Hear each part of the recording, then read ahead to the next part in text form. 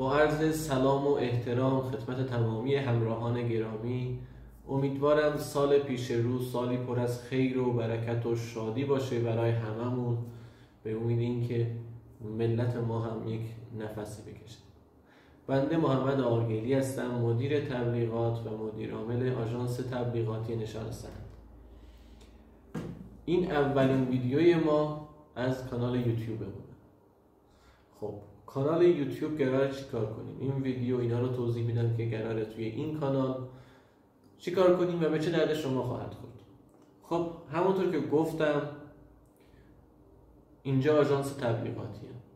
آژانس تبلیغاتی که صرفاً برای کارخانجات تولیدی کار میکنه، یعنی صنف‌های دیگه ما براشون کار انجام نمیدیم و تخصصمون توی این آژانس در صنف مواد غذایی و صنایع غذایی است.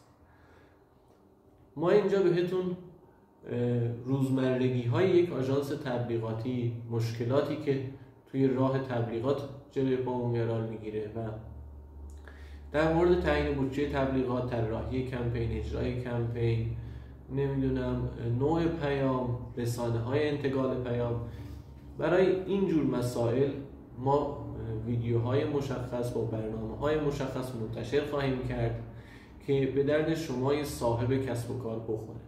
علاوه بر گزینه‌های تبلیغات ما یک سری از ویدیوها و محتواهایی رو منتشر خواهیم کرد که در مورد مدیریت کسب و کار در ایران و در چارچوب این شرایط اقتصادی هست. اونا رو با شما به اشتراک میذاریم که توی هیچ دوره یا توی هیچ کتابی نمیتونید پیدا کنید. همونطور که میدونید مدیریت کسب و کار توی ایران با کل دنیا متفاوته. اگر شما برید با کتاب مدیریت کسب و کار آمریکا بیاید تو ایران کسب و کار مدیریت کنید، در عرض کمتر از 6 ماه به ورشکستگی کامل میرسید. ایران شرایط خودشو داره، چارچوب‌های خودشو داره و شرایط اقتصادی جوریه که اگر نتونی خودتو با تورم و شرایط اقتصادی وفق بدی محکوم به شکست.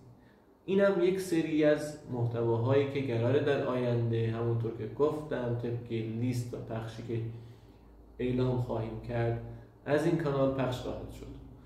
امیدواریم هر تک تک این ویدیوها حداقل 0.01% از مشکلات شما رو کم کنه و ما کیف کنیم. شاد و پیروز باشید.